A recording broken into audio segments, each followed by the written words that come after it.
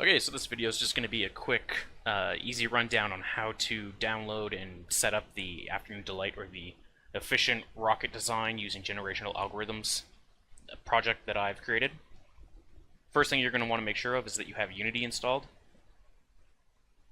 I use Unity 5.6. You might have an issue if you use an older version, and in fact, actually, when we get into it and I actually show you what's going on, Unity will complain saying that you might have an older version or even a differing version. Now on this GitHub repo right here, the README kind of explains what is happening, how to install Quick Setup, for example, what each manager does within the manager object. If you want a more in-depth description, projectfinal.pdf right here gives a very, very lengthy rundown on how the algorithm and the whole program is actually designed and implemented, and the reasoning behind a lot of the decisions I made. We're just going to get right into it, however. First thing you want to do is hit clone or download. If you're using Git Bash, you can just pull directly from this repo, but this is for the kind of browser-based implementation. Hit download zip, save this to wherever it is. I've kind of set up a directory already. Once it's downloaded, you're going to want to extract it. It's not a tarball right now. I don't think you can extract as a tarball. Normally when I save my files, this is I think 11 megabytes. Let me just check. So 16 megabytes. So normally I would tarball this, but it doesn't really matter. Then you're going to open up Unity, and in Unity you just want to select the outermost folder, whatever you want to save this as, and hit select folder. And so this is the pop-up that tells you that your project was last opened with a different setup of Unity. Just hit continue. That should be a non-issue, but if it doesn't work, your first priority should be to either updating Unity or seeing your install folder for Unity. Now when Unity opens up, you're going to see something down here called removing assets, plugins newtonsoft.json. Originally this used some serialization, but within Unity, serialization is actually a nightmare, so I removed that, but I forgot to remove the DLLs. So those are still there, so Unity automatically clears that out for you. So you can just hit clear. Now you're going to see a scene view, a game view, basic stuff within Unity. What you're going to want to do is look into assets here, scenes, and here's the 3 scenes that I give you as described on GitHub. Now, what's going to happen here is when you hit play, it will attempt to simulate a series of rockets based on the parameters that you give it. So first I'm going to describe the block manager. The block manager basically sets the parameters for how a rocket can be built. What you do is you define the block types that are available to the rocket. In this case, I have 10 different block types, so I've set the size to 10. And in each of these, you're given 5 parameters: unique ID, name, cost, weight, and the model. The unique ID does not actually need to be unique for any models except for the payload, fuel, and thruster. So for example, I've got payload set to 0, fuel set to 1, thruster set to 2, and the rest can kind of be whatever. It's only really dependent on these. And I do this just kind of as a reminder that you do need to instantiate a payload, fuel, and thruster type. And the reason for this is that I need to know where the payload is instantiated in physical space so as to build around it. I need to know where to subtract weight from for when the fuel is consumed, and I need to know where to add force to when thrusters burn fuel. So these are vital parts to having the program run, and if you actually don't include one of these 3, it just won't let you run. It'll error out right off the start. So moving on, after you've got the name defined, you can set a cost for the piece, and this is essentially how much it costs to have this piece included in the rocket. So for example, if my payload type object was solid gold, it's meter cubed, I would set this to be an insanely high amount of cost, and I'd set the weight to be whatever weight I wanted it to have. And this would be instantiated for each individual block that's added into a rocket, and not for the overall cost of all of the pieces of this type. This is for individual pieces. So I'm going to say that my payload costs $15 to make and weighs about 20 kilograms. Fuel I'm going to say costs, let's say $25 and weighs 100 kilograms because fuel is the determining factor in spaceflight. You go and set all of your costs and weights for the rest of your models, and then drag in the prefab for what you want them to be. One interesting implementation that I thought was really cool to implement was that the user doesn't need to actually use the models that I've provided. For example, if we hop over into Blender, we can create our own kind of model here. And the only thing you're going to need to make sure of when creating models is they scale exactly to 1:1:1 for all dimensions. And that's entirely because the physical properties of the location and orientation of each block actually determines the flight trajectory of the rocket. So it is actually very important that those are held at 1:1:1. Another thing that you could do that I'm actually going to do is I'm going to set the transform of the object. Set it to the center of mass. Then I'm going to set my cursor to the center and selection of cursor. Just kind of make sure that's squared up at pretty much exactly 0, 0, 0. Export it as an FBX. And then just find the folder where the assets are saved. So in mine, it's Afternoon Delight, Master, Assets, Models, FBX. Save right in here. I've just got mine named as Test Piece. Go over to Unity. In FBX, you'll see that it is instantiated right here. Make sure it's at 0, 0, 0, just like it should be. And then we're going to compare it to a fuel piece. We're going to keep the box ladder on just to make sure that the shape is the same. Alright, and here you'll see that it falls pretty much directly in the bounds of the fuel piece. I might actually need to move that up a bit. No, not the wrong one. Test piece, we can move up just a smidge. Probably a bit more. And that's looking pretty good. That pretty much directly fills out the corners of the box. Then we're going to want to make sure that we have a collider on this, so we're going to add a component, a mesh collider. You can just type that in. And then make sure it is convex. And get rid of the mesh renderer just to see the collider. Make sure it is indeed convex, because otherwise you will have an error when supplying this in Unity. Then we will create a prefab. I'm going to do that in the prefabs folder. I'm going to call this test prefab. I'm going to drag my test piece into the test prefab, delete my test piece, and make sure that my test prefab, oh, that is bad. We're going to hit that and apply. Make sure the mesh renderer is indeed on, and make sure that the test prefab also falls directly where it should. Perfect. Rather than alter the test prefab, you should alter the FBX that comprises the prefab. Otherwise, when you instantiate the prefab, you'll get wonky results. So that's good. So we can remove that. Then go into the block manager. Say we have an 11th type of block. It'll create a element for us. Hit enter. It has indeed created one. Just copies the last. We're going to throw in test prefab there. These are arbitrary for anything that's not the thruster, payload, or fuel, so we're going to call it blip. Its UID is going to be 100.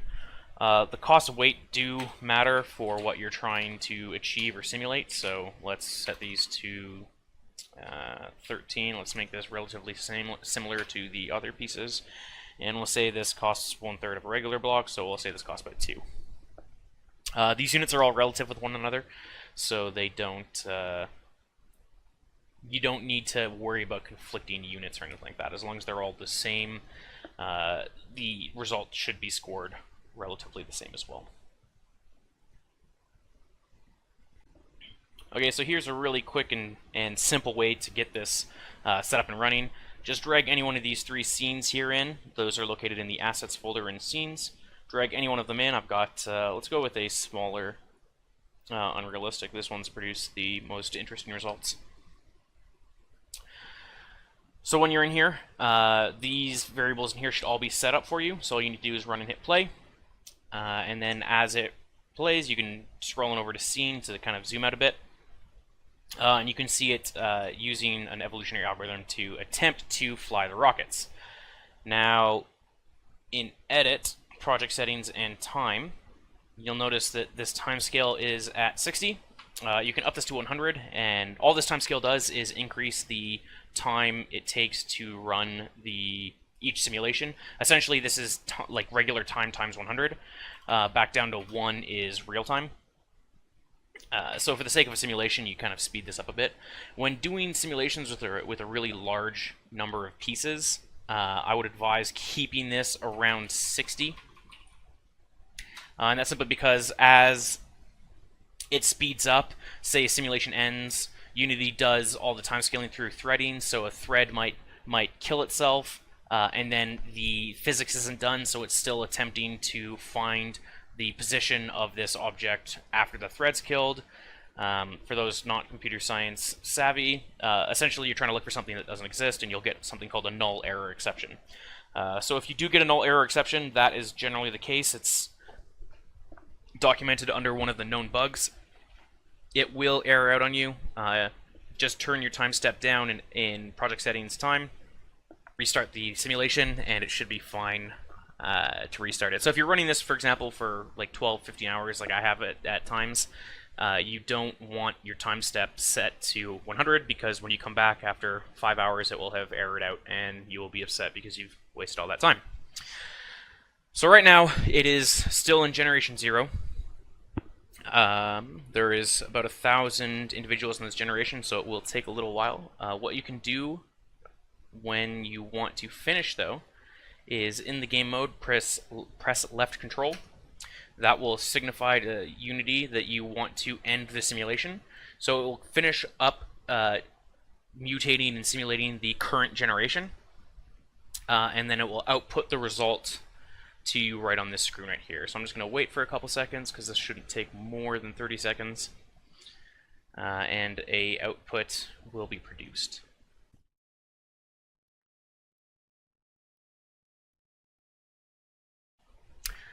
There we go. So an output's been produced, and we can see that as the simulation went along, our first best had a score of 0.0, then a score of 1.7, then 2.0, then 3.0. And the current best for Generation 1 ended up having a cost of 1,089 arbitrary dollars. It had 9 liters of fuel. It weighed 1,089 kilograms. The score is part of the fitness function. That's not super important to someone who's just using this for fun. The height, it achieved a height of 361 meters.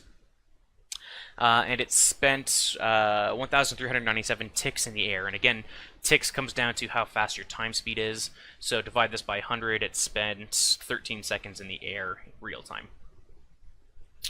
Now, say I don't want to, or say I've told Unity to stop simulating, and my cat walked across my keyboard and accidentally hit left control.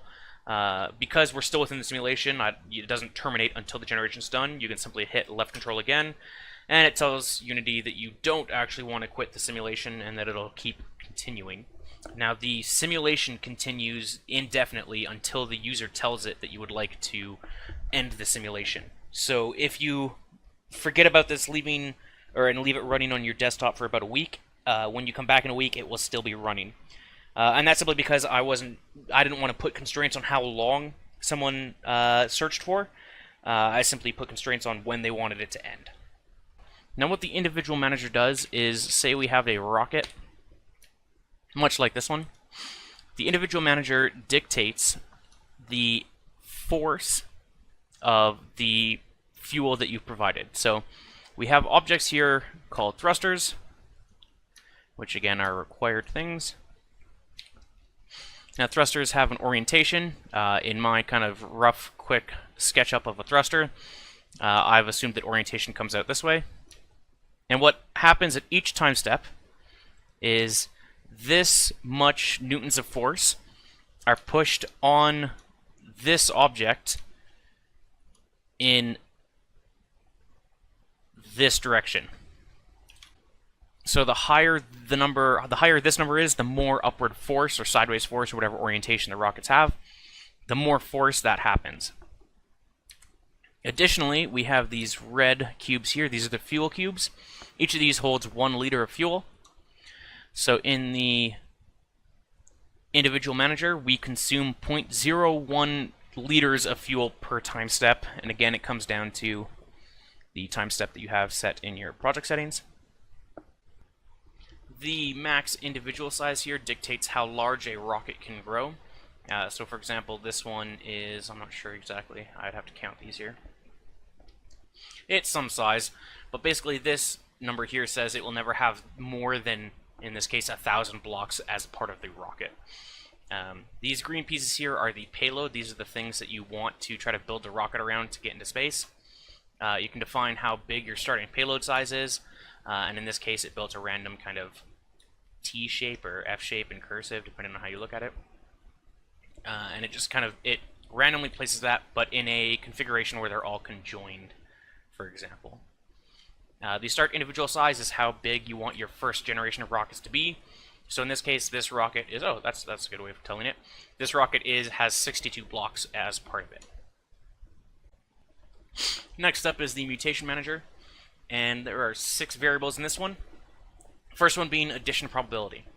What this dictates is that when a rocket generation is done being simulated, it will create the second generation, much like a parent creating a child, and will attempt to further better itself for the fitness of getting higher in space. So in order to do that, each individual gets mutated.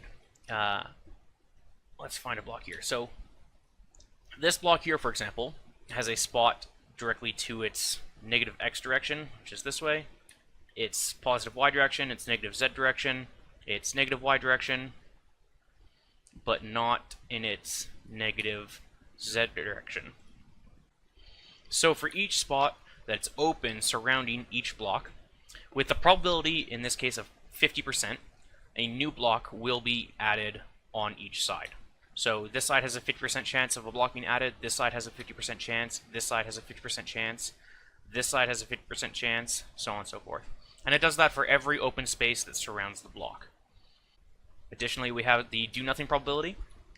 So after we've added a bunch of blocks, or not, depending on the probability, we look at each block that exists within the individual as a whole.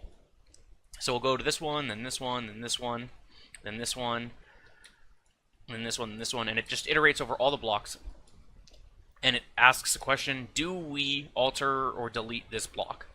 So with a probability of 25%, we do not alter it. So the higher this number, the less likely the block is to mutate. So then it takes us to alter or delete. For each block, we can either alter it or delete it. If we delete it, it gets removed entirely. If we alter it, it becomes a random block with a random orientation.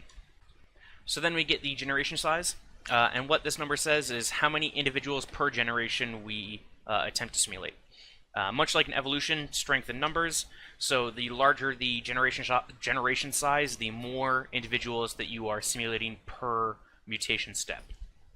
So you can think of it as being each generation, so for example kids, parents, grandparents, each one has 1,000 in it. And the larger this number, the more likely you are to include or to induce variance amongst your individuals. Degree to mutate. So I previously just talked about how we iterate over each block and decide if we want to mutate it or whatnot.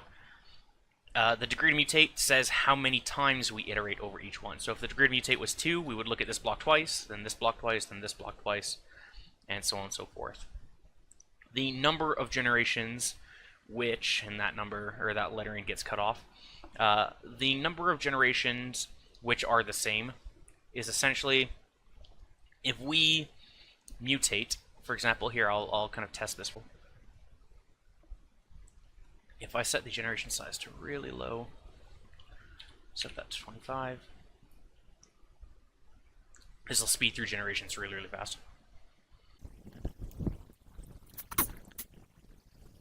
So in this case, we see that after generation 1, it stopped progressing. So Generation 3 didn't make any progress, Generation 4 didn't make any progress, Generation 5 didn't make any progress. This number says that after X number of generations, we stop looking at the very best one and we start looking at the second best one. And if after 5 more iterations of nothing, we look at the third best one, and then the fourth, and so on and so forth until we have the very first individual that was the best, and we start mutating from there.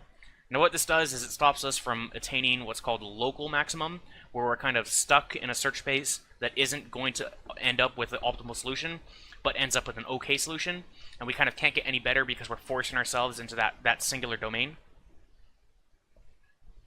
Yeah, you can see here it's made a jump after Generation 9. This is basically forcing it from stagnating at a single generation.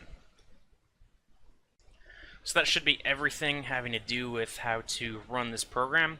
I'm just going to give you guys a kind of sample of, we'll say, 10 generations. If you tweak these variables around, you might find a sweet spot for the elements that you've added for the individual rockets. But due to the nature of evolutionary design, this is it can be really finicky depending on the parameters that you give it.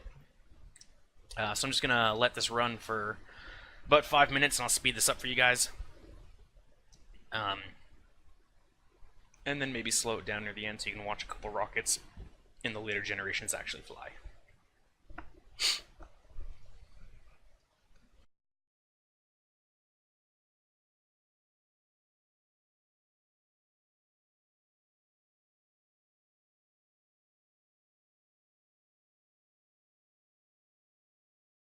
Okay, so we've just hit generation 30. I will slow this down to real time, and I will signify to the simulation that I want it to end by hitting left control. Maybe one's a little too slow. We can watch it iterate through the last generation and see the kind of flight paths and trajectories that these can come up with.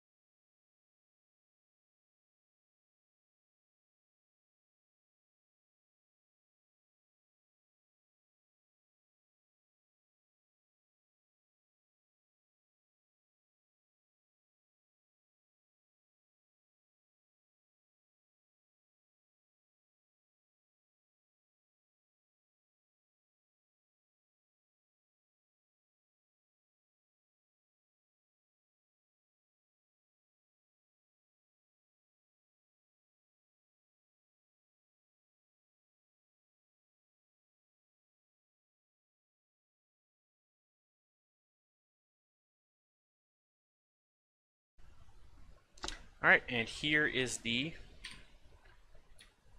best rocket to date. Now you can notice that you'll see some interesting design choices in that it's learned to kind of orient all the thrusters in a downward fashion, as well as limiting the number of non-required extra pieces. So it can tell that the more hull it adds, the more weight it adds, and so it decreases its score. And it also just kind of learned that it needs more fuel to kind of fly, but the actual aerodynamics of it is more limited. It doesn't learn true aerodynamic shape, so it ends up looking just kind of like an amalgamation. But the longer you run this for, theoretically, the more true to a shape that resembles a rocket it should find. And a lot of this too has to do with the types of pieces that I'm allowing. For example, I have these pipes here that don't really make sense physics-wise, like physically, as well as these little hubcaps that don't really do anything. I just decided to add in some interesting block designs to kind of keep this from looking like a bunch of squares. So yeah, thanks for watching. Hope you have fun with it. If you have any questions or comments, feel free to leave or even alter the repo. I believe it's open to the public. If not, you can shoot me an email. I'll leave it in the description. But yeah, have fun with this. Hope you learned a little bit. And that's everything. Thanks.